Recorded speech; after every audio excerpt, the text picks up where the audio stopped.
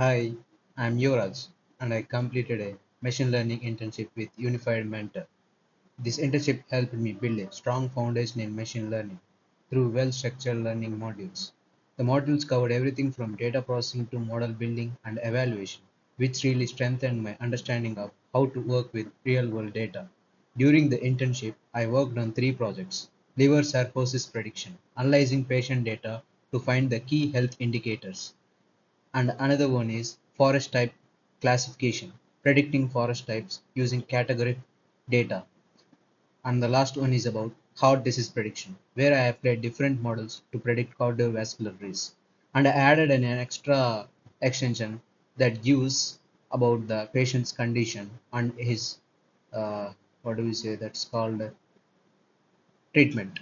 These projects gave me hands-on experience with data cleaning, feature engineering, and model tuning.